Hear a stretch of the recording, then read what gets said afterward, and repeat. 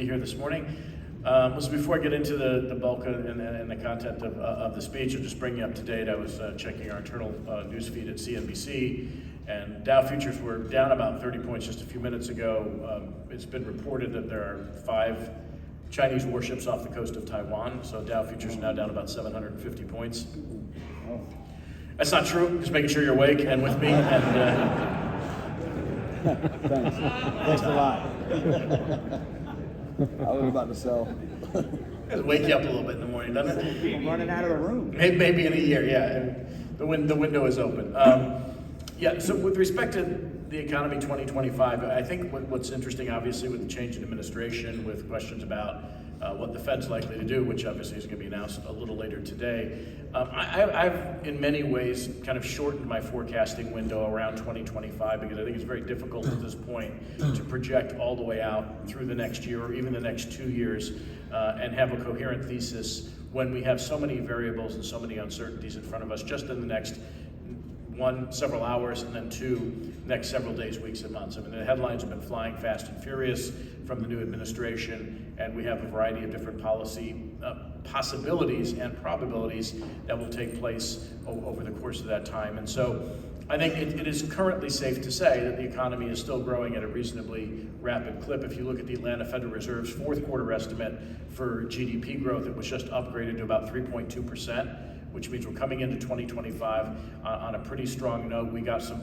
relatively benign inflation numbers over the last couple of weeks. Corporate earnings, relatively speaking, are still reasonably strong, depending on which industry you're talking about. Certainly tech and banking look good, while airlines are selectively good and bad, and the consumer is still spending. And so we're still in reasonably good shape. I mean, and you see this both statistically and anecdotally. I'm sure many of you travel a lot. We have yet to see an empty plane or an airport that's not, just packed with people. And so that tells us, at least anecdotally, that people are still on the move, they're still spending money, and that the economy coming into 2025 is still in good shape. There are open questions as to whether or not inflation is stuck. The Fed will deal with that and address that a little later today. Current expectations are the Fed leaves rates unchanged.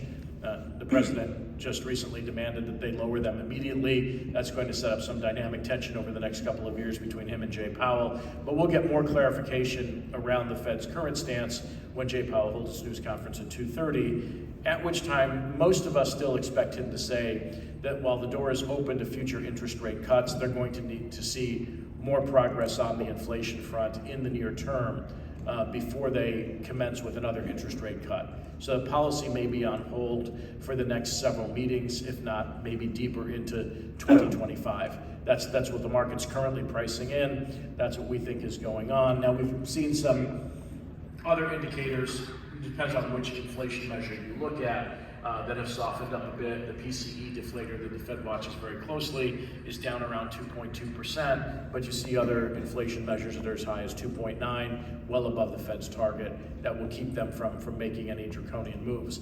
And the Fed's also going to have to consider, although it may not acknowledge this at any point along the way, the various impacts of the incoming administration's policy proposals that range from across the board tariffs of some magnitude, depending on which country you're talking about, to mass deportations and including folks in the labor force, as we've seen in the last 24 hours, some of whom are here under protected status and have still been arrested. How big that's going to get, how much of an impact that will have on the size of the labor force, and ultimately, will it affect wage inflation in any adverse way that would tie the Fed's hands? So those are open questions. I say all of this, by the way, just in point of fact, as policy analysis, not as personal preference. So when you're in the media business, a lot of people like to project certain assumptions about where you sit politically and where you sit philosophically. When I'm working, I simply try to look at the proposed policies, the implemented policies, and try to think through and talk through what the implications might be, not whether I like them or whether I don't.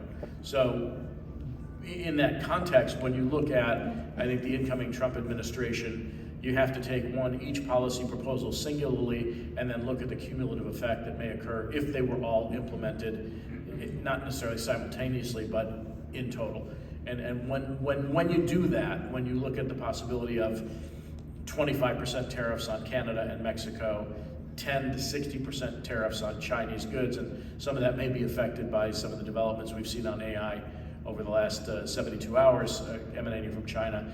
When you talk about threatening tariffs on countries like Colombia, which deliver coffee and oil and other products, this type of rolling uncertainty can create a mindset, particularly at the Federal Reserve, where they have to worry more about inflation accelerating rather than decelerating, in which case that has policy ramifications for the Fed. But taken in sum, if the proposals that we know about from the incoming, or from now the existing Trump administration 2.0 were enacted in total, it does appear that they would be stagflationary and wouldn't necessarily promote the type of growth that the Fed would be comfortable with. And so I think as we work through this process, we'll see what happens and what doesn't. We've seen a number of policy proposals floated just even in the last 24 hours. Apparently the Office of Personnel Management just offered buyouts to 2 million government employees, which in and of itself is a draconian step. It's very much akin to what Elon Musk did when he was at Twitter, where he just said you can quit if you want. In this instance, the Office of Personnel Management offered to pay 2 million government employees for 8 months, and they can leave if they feel like it, and then not be reassigned. They can go off and do whatever else they want. Whether or not our system as it is currently constructed could withstand, first, the loss of 2 million jobs, and that would, by the way, show up in the unemployment statistics very, very quickly. Firstly, jobless claims, and then the overall unemployment rate that is a rather sizable piece of our labor force. That obviously is 160 million people, but 2 million would have a knock-on effect if you saw them or any number of them depart. 800,000 of those individuals, by the way, are in unions. So you can expect to see now, as you will with other policy prescriptions, quite a number of legal challenges and battles that are going to take place over some of the policies that the Trump administration is trying to implement. Having said that, the U.S., assuming we don't get any big disruptions, is still in the pole position as far as the global economy is concerned. We are still growing faster and still growing with less inflation than much of the rest of the world. We're starting to see some improvements in Europe, where inflation rates in some countries are falling. Europe's growth lags ours rather considerably. China's is a black box, and so we don't know if they're going to grow 5% this year, probably not. And the internal dynamics of the Chinese economy are not favorable in any way, shape, or form. When you look at what's happening in China, there are still 80 million unoccupied housing units, so they can't stimulate their economy by building more housing. Whether or not they've made this kind of, what Mark Andreessen the other day called a Sputnik moment, whether or not they've leapfrogged us in terms of AI capabilities is an open question. Obviously, it created a great deal of havoc in financial markets over the last 72 hours or 48 hours. OpenAI is now and Microsoft are both examining whether or not there is any intellectual property theft as part of this process. And what we don't know, and I spoke to somebody in IBM's AI division, in fact the head of it the other day, what we don't know is whether or not they used quite a large number of expensive chips on the front end of this development process, and that final piece that they quoted as being only costing $6 million was just a final test and not the overall cost for the process. So we're going to have to sift through all this to determine whether or not, first and foremost, they've made this leapfrogging event, and then secondly, whether or not that affects the outlook for the mega cap stocks that are deeply associated with artificial intelligence. Now, obviously, NVIDIA is at the center of that, given that their GPUs cost $100,000 a piece. Rather interestingly, you saw market cap expansions for Amazon, Apple, Microsoft, and a handful of other technology stocks that advanced more than NVIDIA was hurt. So there's an interesting dynamic tension going on right now in the space that's been carrying our market forward. The equal weight S&P 500 has been outperforming the S&P 500 that we know more commonly over the last couple of days. So it's going to be interesting to see if this market concentration issue will be an issue for our market's performance going forward. Having said that, again, the United States over the last 2 years has wildly outperformed the rest of the world in terms of equity market performance. In cumulatively speaking, I think total return for the S&P 500 was somewhere north of 52, 53%. And on an annualized basis, we've outperformed, by a number of percentage points each of the last 2 years. This year, we're lagging Europe. This year, we're behind rather notably. I just published a piece on CNBC.com yesterday where if you're a tactical trader, it might be interesting to shift some of the portfolio towards Europe, where we might see the European Central Bank cut interest rates more quickly than the Fed. If indeed the Europeans and the Trump administration are at odds over different things, if they were to boost their defense spending, maybe not to 5% of GDP, but to 3 or 4%, that's economically stimulative, and we might see a rebound in economic growth in Europe. So when you look at France, when you look at Italy, when you look at Germany, their markets are up 5, 6, 7%. The European Dow is up a little more than, about 6%, which is outperforming us by about 300, 400 basis points, depending on which index you're looking at. So it is interesting that the dynamic is changing just a little bit.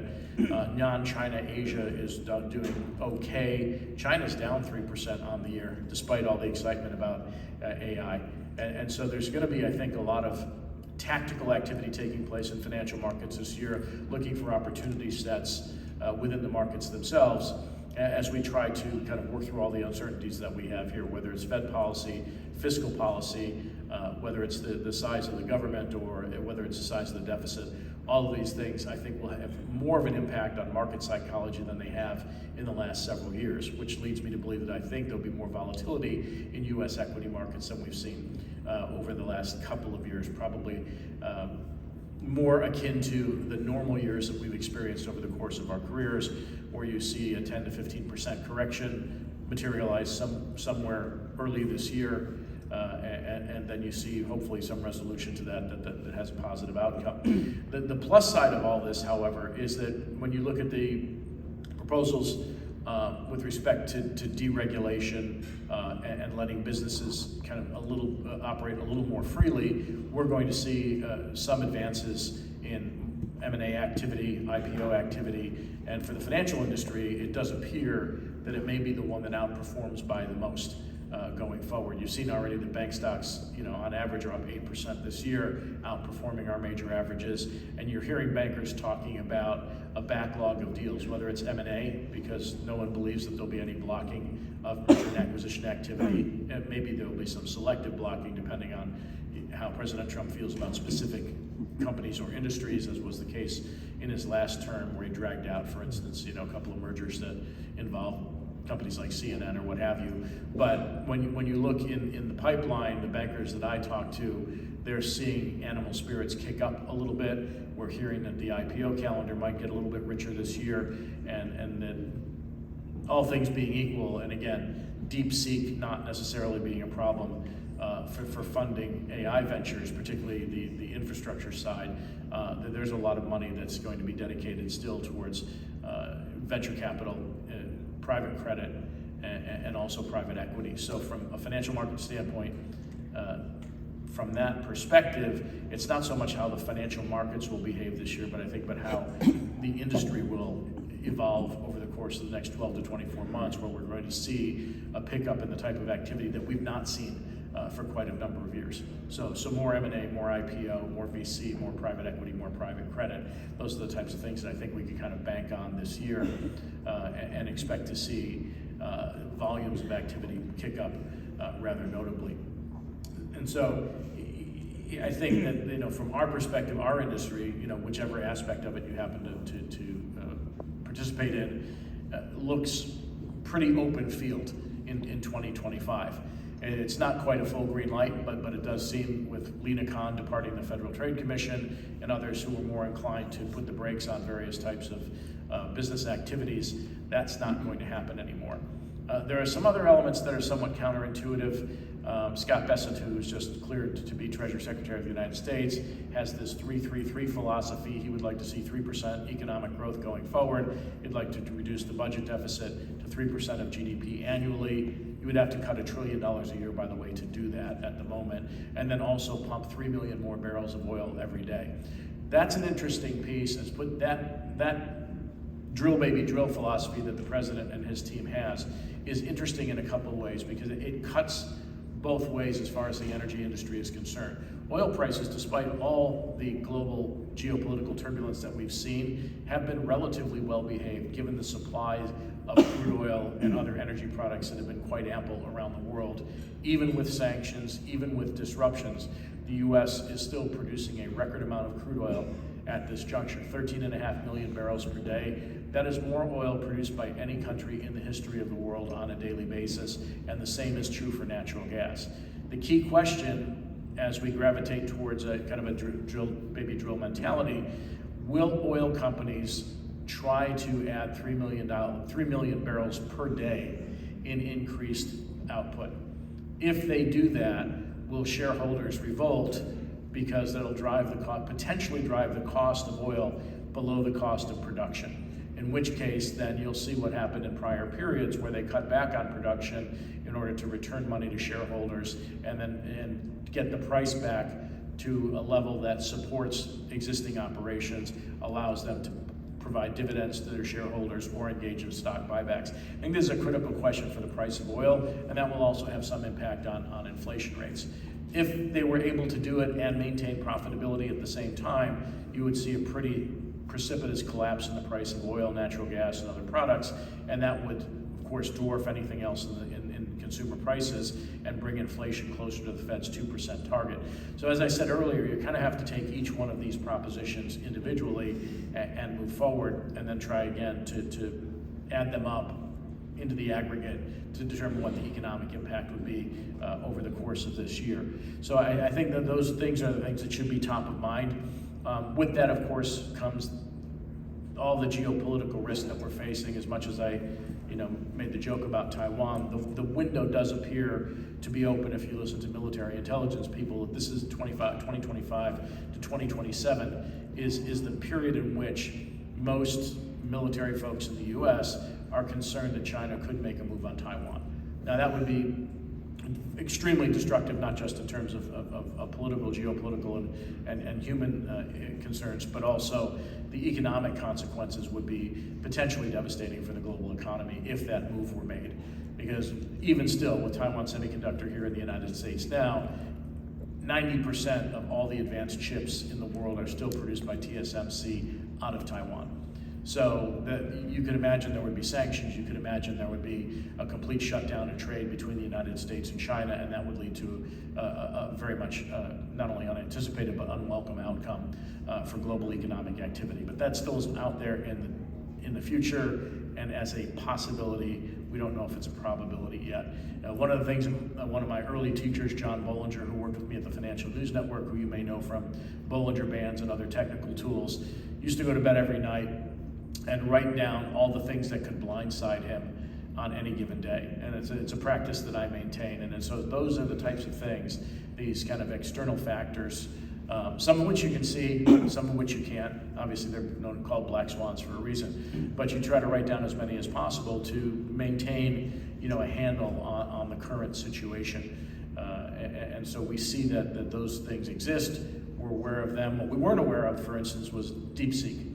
No one knew a week ago that DeepSeek even existed, and it sent shockwaves around the world. So I think we always have to be prepared for these types of things to unsettle financial markets and shake whatever belief structure that we have, whether it's NVIDIA growing at multiples that we had have now become convinced they will continue to grow at, or whether or not we remain preeminent in artificial intelligence. Those are open questions. My guess is that we still are. And if you talk to, again, people in the technology sector, they're still kind of parsing all this out, trying to figure out exactly what DeepSeek is.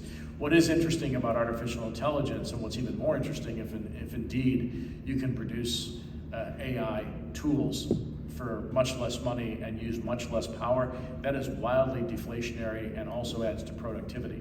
So if you look at not the infrastructure of artificial intelligence, but applied AI, and I happen to work with a fintech that's in the AI space, if it cost us that much less to get a better outcome, that would be a wild improvement for productivity in a wide variety of industries who would no longer have to commit millions, tens of millions, hundreds of millions, or even billions of dollars to continue the build out of this process. It would also take a lot of pressure off the electrical requirements or power requirements that we're talking about in the United States. We've heard that it's going to cost anywhere from several $100 billion to $1 trillion to build out power infrastructure in the United States. You've seen Microsoft link up with 3 Mile Island. If any of you are old enough to remember what 3 Mile Island was, it was the one nuclear disaster in the United States in Pennsylvania that occurred in the late 1970s.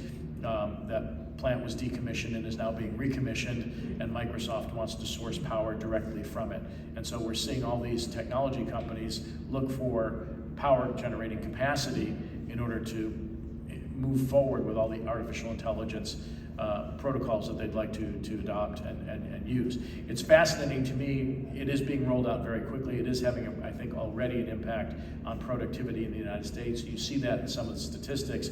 And AI has become, more ubiquitous, I think, than people realize. It's in some of the most prosaic industries that we have, including like fast food restaurants. If there are stores now, McDonald's for instance, that's experimenting with AI and other types of kind of machine learning advancements, where in Texas, for instance, there's a store where you go in and you do not see any humans at the McDonald's. There are kids in the back or folks in the back who are cooking, but there are touchscreen, voice-activated screens that you can place your order, you can use whatever payment system you want, and then via conveyor belt, your food is delivered to you, whether you're in store or whether you're in the drive-through line. In, I believe it is Minnesota, there is a Taco Bell that has no folks interacting necessarily with customers. It's an elevated store, 4 drive-through lanes. You get in the lane, your burrito is shot down a pneumatic tube, and you go on your merry way. Several hours later, it will follow a similar path, but that's not for this conversation this morning. And so that's just in the simplest of industries. We all know how powerful ChatGPT-4 has become. We know what it can do with respect to putting together business plans, to taking care of more kind of simple back office operations. We certainly know this in the financial services industry, in the legal industry, and a variety of other industries. Some of the jobs that were previously done by humans that are more simple, less skills required, are going to be replaced by AI tools. That's going to enhance productivity and improve outputs. And then there are even more tools. When I look at the financial services industry and the firm that I'm involved with, where investment management decisions are going to be made by AI protocols at some point in the future. We think within the next 10 years, 90% of institutional investment management decisions may be driven by AI. And so you can imagine and kind of forecast what that means for the types of employment. Financial advisors will still be necessary to interact with clients. AI taking care of their back office operations will give them more quality time to spend with clients, prospecting, getting more wallet share from existing customers, or dealing with them more in a more in-depth basis. And we're seeing this in medicine too. If you heard Larry Ellison talk the other day, the idea that vaccines or cancer treatments or any type of drug development can be accelerated to actually produce outcomes in a matter of days or weeks. That includes targeted therapeutics for specific illnesses. The leapfrogging that's going to take place in healthcare may well be astounding once it is fully deployed. And we see this already in some companies, that AI is able to identify mutations in various viruses much more quickly than humans can. In radiology, it's going to become extremely important. In drug design and development, it's going to become important. So this is not an industry to go to sleep on, because we've had one hiccup with respect to what the cost structure looks like or what the power structure looks like. DeepSeek happens to be open source, and so every company that is in the AI space, and some that aren't, have been looking at DeepSeek. We are somewhat concerned that folks are loading DeepSeek onto their computers and computer systems, because the Chinese Communist Party will be getting an information flow back from anybody who uses this product, much as we worry about TikTok in the same way. And so there are some areas of concern with respect to national security and privacy that need to be taken into account when we look at this. But if indeed our companies can become as competitive and lower the costs of AI development and powering those various protocols, this is a game-changing moment, and people are extremely excited about what this means for the future of the American economy, how businesses operate, and some would argue that, Mark Andreessen in particular, although I don't agree with him, has suggested that at some point the marginal cost of all goods and services is going to fall towards zero. I don't know what that means for wages and what that means for a universal basic income, or how much time we spend working versus how much time we spend at play. All of those things are open questions, but important questions that we'll need to deal with going forward, and may radically reshape the composition of our economy in the future. There are concerns that we're going to, maybe run into a buzzsaw over the next couple of years with a wide variety of problems, whether it's wars overseas, whether it's political disruptions here at home. I would default to Warren Buffett's maxim. He and I have known each other over the course of the years. He's always said anybody who bets against the U.S. economy is engaged in a fool's errand. Over the course of my career, my now late friend Art Cashin, who many of you may have seen on both CNBC and Financial News Network many years ago, who just passed in recent months, may he rest in peace, one of my greatest teachers over the course of my career, told me a story about his early training as a broker on Wall Street, and it happened during the Cuban Missile Crisis, where the brokers who were being trained were asked by the instructor what they would do in the event of a nuclear altercation with Russia, and they all raised their hands and said they would sell stocks, and the instructor said, no, that's when you buy them, because if the missiles actually fly, there's no one to take your order, and if they don't, it's a buying opportunity of a lifetime. So when you're betting on the end of the world, not only do you have to be right, Art used to tell me, you have to be right on the timing, because it only occurs once, and then when it does occur, you don't get paid. So while we may have concerns about both the near term and the long term, I think it's always better to look ahead and understand that historically the United States has come out stronger from every one of its challenges, every one of its crises, and I'm not suggesting we're in one now, but we always tend to move forward, and we tend to be a dynamic, resilient economy that tends to benefit its citizens more often than not. So with that, I'd love to get the panel started. We'll hear their names. They'll be coming up to join me on stage, and we'll talk more specifically about the current state of microcaps, what's happening there, not only from a market perspective, but also from a regulatory perspective, and a whole host of other issues, and get right to it. So if Phil would announce the panel.